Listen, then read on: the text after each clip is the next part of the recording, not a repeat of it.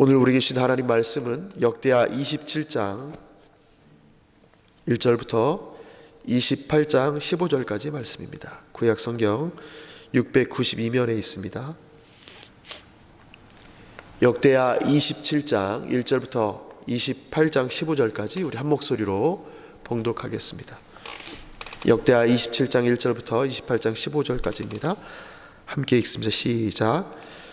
요담이 왕위에 오를 때에 나이가 25세라. 예루살렘에서 16년 동안 다스리니라. 그의 어머니 이름은 여루사요 사독의 딸이더라. 요담이 그의 아버지 우시아의 모든 행위대로 여호와 보시기에 정직하게 행하였으나 여호와의 성전에는 들어가지 아니하였고 백성은 여전히 부패하였더라.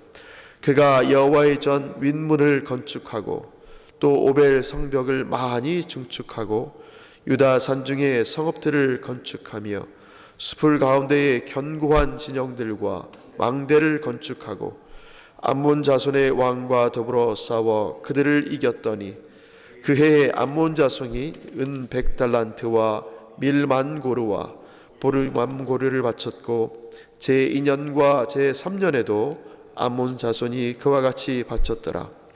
요담이 그의 하나님 여호와 앞에서 바른 길을 걸었으므로 점점 강하여졌더라. 요담의 남은 사적과 그의 모든 전쟁과 행위는 이스라엘과 유다 열왕기에 기록되니라. 요담이 왕위에 오를 때에 나이가 25세요 예루살렘에서 다스린 지 16년이라. 그가 그의 조상들과 함께 누움에 다윗성에 장사되고 그의 아들 아하스가 대신하여 왕이 되니라. 아하스가 왕위에 오를 때에 나이가 20세라. 예루살렘에서 16년 동안 다스렸으나 그의 조상 다윗과 같이 아니하여 여호와 보시기에 정직하게 행하지 아니하고 이스라엘 왕들의 길로 행하여 바알들의 우상을 부어 만들고 또 흰놈의 아들 골짜기에서 분향하고 여호와께서 이스라엘 자손 앞에서 쫓아내신 이방 사람들의 가증한 일을 본받아 그의 자녀들을 불사르고 또 산당과 작은 산 위와 모든 푸른 나무 아래에서 제사를 드리며 분향하니라. 그러므로 그의 하나님 여호와께서 그를 아람 왕의 손에 넘기심에 그들이 쳐서 심히 많은 무리를 사로잡아 다메섹으로 갔으며 또 이스라엘 왕의 손에 넘기심에 그가 쳐서 크게 사륙하였으니 이는 그의 조상들의 하나님 여호와를 버렸습니다. 르말랴의 아들 베가가 유다에서 하루 동안에 용사 12만 명을 죽였으며 에브라임의 용사 시그리는 왕의 아들 마하세야와 국내 대신 아스리감과 총리 대신 엘가나를 죽였더라. 이스라엘 자손이 그들의 형제 중에서 그들의 아내와 자녀를 합하여 20만 명을 사로잡고 그들의 재물을 많이 노략하여 사마리아로 가져가니 그곳에 여호와의 선지자가 있는데 이름은 오뎃이라.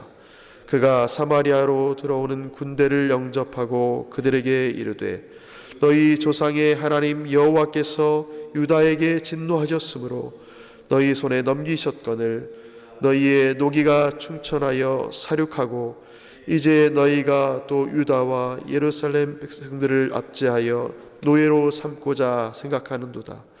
그러나 너희는 너희 하나님 여호와께 범죄함이 없느냐? 그런즉 너희는 내 말을 듣고 너희 형제들 중에서 사로잡아온 포로를 놓아 돌아가게 하라.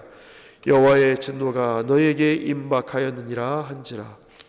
에브라임 자손의 우두머리 몇 사람 곧 요하난의 아들 아사랴와 무실레못의 아들 베레갸와 살룸의 아들 여히스기야와 하딜레의 아들 아마샤가 일어나 전장에서 돌아오는 자들을 막으며 그들에게 이르되 너희는 이 포로를 이리로 끌어들이지 못하리라. 너희가 행하는 일이 우리를 여호와께 허물이 있게 함이니 우리의 죄와 허물을 더하게 함이로다. 우리의 허물이 이미 커서 진노하심이 이스라엘에게 임박하였느니라 하매 이에 무기를 가진 사람들이 포로와 누략한 물건을 방백들과 온 회중 앞에 준지라. 네 위에 이름이 기록된 자들이 일어나서 포로를 맞고 누락하여 온 것 중에서 옷을 가져다가 벗은 자들에게 입히며 신을 신기며 먹이고 마시게 하며 기름을 바르고 그 약한 자들은 모두 나귀에 태워 드리고 종려나무 성 여리고에 이르러 그의 형제에게 돌려준 후에 사마리아로 돌아갔더라. 아멘. 오늘 본문은 두 왕이 대조적인 모습을 나타나고 있습니다. 요담과 아하스에 관한 내용입니다. 요담은 어떤 사람인가? 요담은 아버지 우시아가 한 것처럼 여호와 보시기에 정직히 행했다라고 쓰여 있습니다. 대신 우시아와는 달리 여호와의 성전에 들어가진 않았습니다.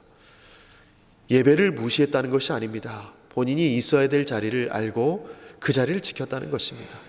여호와의 성전에 들어가서 자격이 없는 곳에 머물지 않았다라는 말입니다. 요담은 성읍과 나라 안에 많이 건축을 했고 전쟁에서 승리하여 조공을 받았습니다. 또 여호와 앞에서 바른 길을 걸음으로써 강성하게 되었습니다. 요담은 아비야 이후에 170년 만에 처음으로 악한 것이 전혀 기록되지 않은 왕입니다. 그러니까 그간에는 왕들이 하나님을 여호와를 섬기면서도 악한 일을 행했던 그런 기록들이 있었습니다. 그런데 170년 만에 악한 것이 전혀 기록되지 않은 왕입니다. 요담이 이렇게 바른 길을 걸었습니다. 그런데 백성은 여전히 부패했습니다. 역대기를 살펴보면 순종하면 그에 따른 보상을 받게 되고 불순종하면 심판을 받는다는 원리가 그대로 적용되어 있습니다. 여호람과 아달랴 때는 선한 백성이 악한 통치자를 비난했습니다. 그런데 지금은 왕은 의로운데 백성 가운데 부패가 있습니다. 그럼에도 불구하고 요담의 순종으로 말미암아 점점 더 강해집니다. 요담이 성소에 들어가지 않았던 이 행동은 아버지 우시아의 행동과 대비됩니다. 우시아는 자신의 힘을 교만으로 바꾸어서 거만하게 거룩한 성소에 들어가려 했습니다. 그러나 요담은 성소에 들어가지 않고 하나님의 길로 그 마음을 정했습니다. 26장 16절에는 우시아는 그의 마음을 좁게 했다라는 표현이 있는데 요담은 여호와를 향하여 그의 마음을 명령했다 이렇게 표현하고 있습니다. 이것이 선과 악의 차이입니다. 즉 어떻게 마음이 순종이나 불순종을 향하여 삶을 이끌어가는가 하는 것이 선과 악에 대한 기준입니다. 하나님은 마음을 보십니다. 요담은 그의 마음이 하나님께 정해져 있었습니다. 그래서 복을 받았습니다. 반면에 우시아는 그의 마음이 하나님께 향하여 있지 않고 거만하게 저주를 받게 됩니다. 포로기 이후에 이스라엘 공동체에 대한 질문은 이렇게 바라보면서 이스라엘 공동체를 확인할 수 있습니다. 너의 마음이 어디 있느냐라고 이스라엘 백성을 보면 이들의 마음을 보고 아이들이 하나님께 있는가 그렇지 않은가를 분별할 수 있습니다. 너희 마음은 누구를 또한 무엇을 추구하느냐 이렇게 물어보면 이스라엘 공동체의 현실을 볼 수 있습니다. 이 질문은 우리에게도 적용됩니다. 우리의 마음이 지금 어디 있는가, 우리의 마음이 누구를 또 무엇을 추구하고 있는가, 이것을 보면 지금 우리의 신앙의 현실을 알 수 있습니다. 예수님 말씀하십니다. 너희는 먼저 그의 나라와 의를 구하라. 어디를 추구해야 되는가, 어디를 바라봐야 되는가, 예수님은 그의 나라를 먼저 말씀하십니다. 또 보물이 있는 곳에 내 마음이 있다라고 경고하셨습니다. 우리가 무엇을 바라보고 있는가, 무엇을 추구하고 있는가, 이미 예수님 우리에게 말씀으로 가르쳐 주셨습니다. 지금 우리는 무엇을 소중하게 생각하고 있습니까? 진솔하게 스스로에게 묻고 답하셔야 됩니다. 그리고 그 말씀을 따라서 내가 지금 현 위치가 어디 있는지를 보시고 그 말씀으로 다시 한번 순종의 자리로 나아가셔야 됩니다. 요담이 죽고 난 후에 아들 아하스가 대신하여 왕이 됩니다. 열왕기에는 므낫세 왕이 제일 악한 왕으로 묘사됩니다. 근데 역대기에는 이 아하스가 악한 왕으로, 최악의 왕으로 묘사됩니다. 28장 1절을 제외하고는 어떠한 서문도 없이 불신앙이 점차 증가되는 순서로 그가 저지른 죄를 나열하고 있습니다. 그런 죄들 가운데에 이스라엘이 가나안 땅에 갔을 때에 여호와께서 그 가나안 여러 민족을 쫓아내시면서 하셨던 일들이 있습니다. 그 쫓아낸 이유 중에 하나가 가증한 행위라는 표현을 쓰셨습니다. 몰렉에게 자녀들을 바쳤던 그 사건. 그런데 그 사건이 오늘 본문에도 등장합니다. 자녀를 몰렉에게 번제로 바치는 것이 포함되어 있습니다. 이 모습을 보면 유다가 아람과 이스라엘의 내쫓김을 경험하는 것은 놀라운 일이 아닙니다. 하나님은 그의 백성이 죄를 지을 때마다 심판의 메시지로 그 이웃 나라들을 사용하셨습니다. 이스라엘 자손이 유다 백성을 포로로 끌고 갑니다. 사마리아 이를 때에 여호와의 선지자를 만나게 됩니다. 선지자 이름은 오뎃입니다. 그가 포로로 잡아온 유다 백성을 놓아주라고 말합니다. 그리고 이스라엘 백성은 그 말을 따릅니다. 희한한 일이지요. 사마리아에 여호와의 선지자, 참 선지자가 있었습니다. 그리고 그는 이스라엘 백성에게 너희가 유다 백성을 포로로 끌고 오느냐? 안 된다라고 말할 때 이들은 그의 말에 따릅니다. 너희가 죄가 없어서 그러냐? 아니다. 너희도 죄가 충분히 많다. 포로로 끌려온 그 사람들에게 옷을 입히고 신을 신기며 먹이고 마시게 하여서 기름을 바르고 약한 자들은 나귀 위에 태워서 돌려보냅니다. 이들의 선한 행위를 보면 누가복음 10장에 있는 선한 사마리아인의 비유를 생각나게 합니다. 두 사건 다 모두 하나님의 은혜의 사역이 어떻게 그 백성을 놀라게 하는지를 보여줍니다. 아하스는 우상 숭배를 받아들였고 성전 예배를 훼손했습니다. 그는 이방 왕들과 이방 신들을 신뢰했고 므낫세와는 달리 회개하지 않았습니다. 그래서 그의 훗날은 어떻게 됩니까? 이스라엘 왕의 묘실로 들어가지 못합니다. 요담은 다윗성에 장사되고 그의 조상들에게도 돌아가는데 그의 아들은 오히려 이스라엘 왕의 묘실로 들어가지 못합니다. 이 두 사람의 대조를 통하여서 아버지와 아들 이 두 사람의 대조를 통하여서 우리는 무엇을 발견합니까? 요담은 아버지 우시아의 교훈을 기억하고 교만하지 않았습니다. 아버지가 왕이니 나도 왕이다가 아니라 아버지의 행위가 여호와 보시기에 선하지 않았다. 여호와 보시기에 정직하지 않았다.